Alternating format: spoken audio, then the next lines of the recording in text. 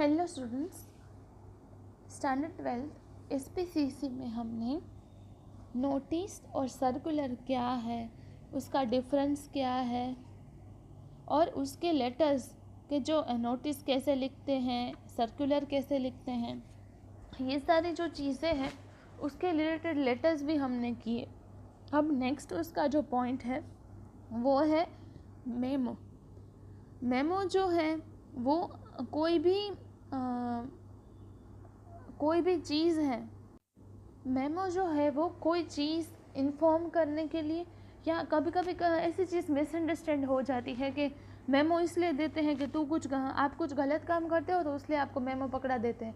ऐसा नहीं है। मेमो का कॉन्सेप्ट क्या है? The term memo is normally misunderstood. Example, sir will issue memo if you don't reach on time.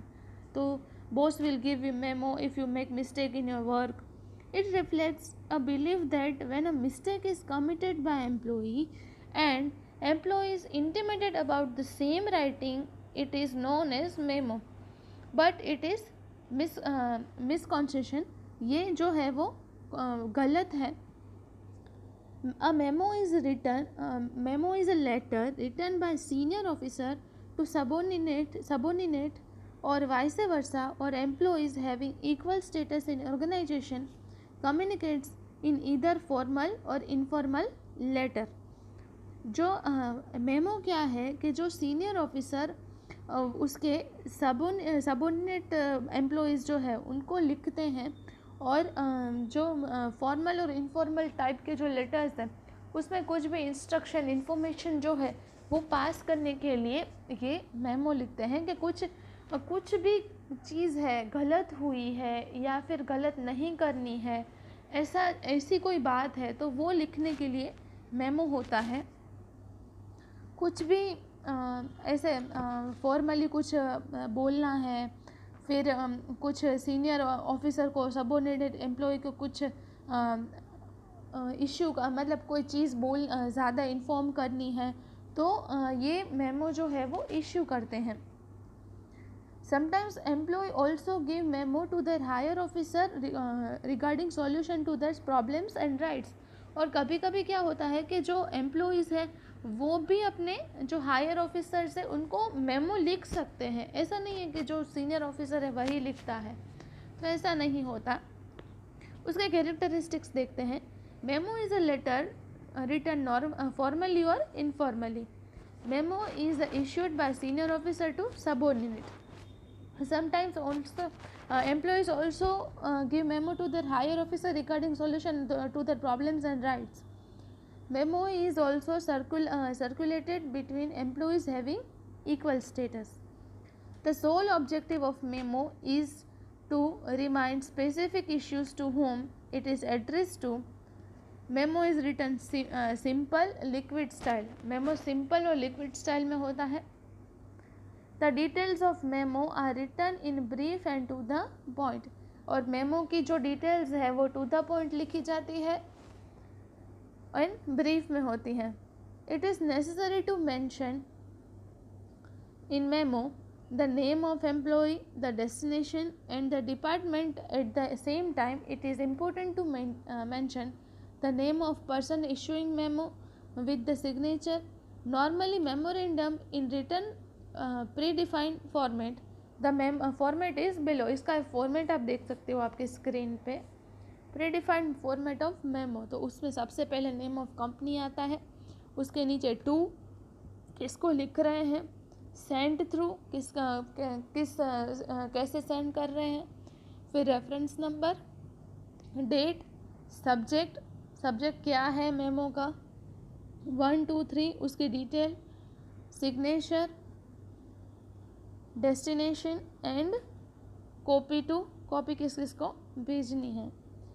तो इस तरह का इसका जो फॉर्मेट है मेमो का वो होता है. अब उसका एक मॉडल लेटर देखते हैं. Memo giving information of the purchase process, Navkar diamond limited, Bapunagar Ahmedabad, reference NTLA 191 27 February 2007 to administrative officer from purchase manager.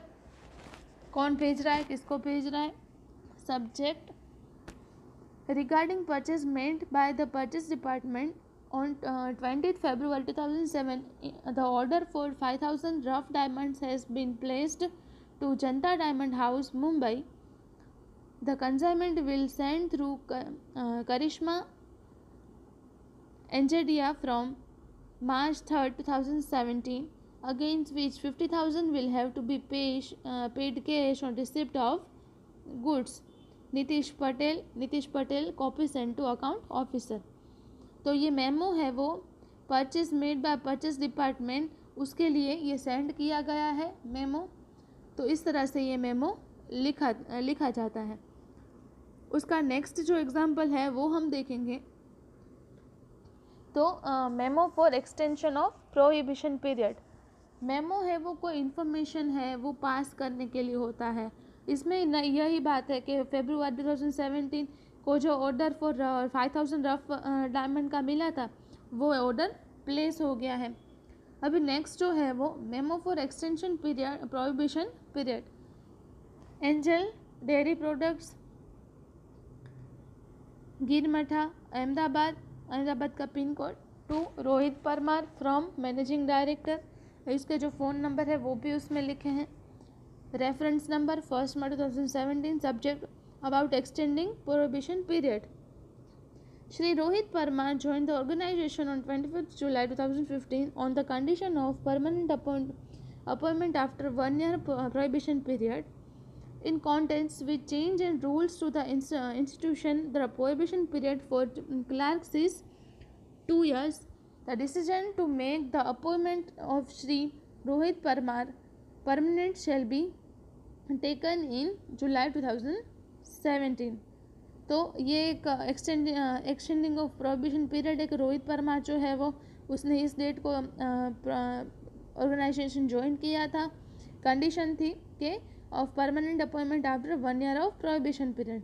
In contest with change in rules of institution the prohibition period for clerks is for 2 years. तो वो clerk था लेकिन उसकी जो extension थी वो 2 years हो गई. The decision to make appointment of Shri Rohit Parmar permanent shall be taken in July 2017. तो ये जो है वो इसके परमानेंट करने की जो बात थी वो अब जुलाई 2017 को होगी.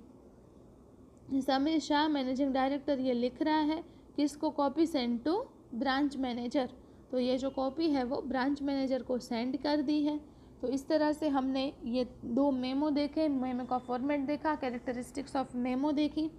अब आपको होम असाइनमेंट में आपकी स्क्रीन पे ये दो जो मेमो दिख रहे हैं वो आपको होम असाइनमेंट में लिखने हैं और आपका जो होम असाइनमेंट है वो टाइम टू टाइम अब से आपको सबमिट कर देना है और उसकी PDF बना के भेज देनी है.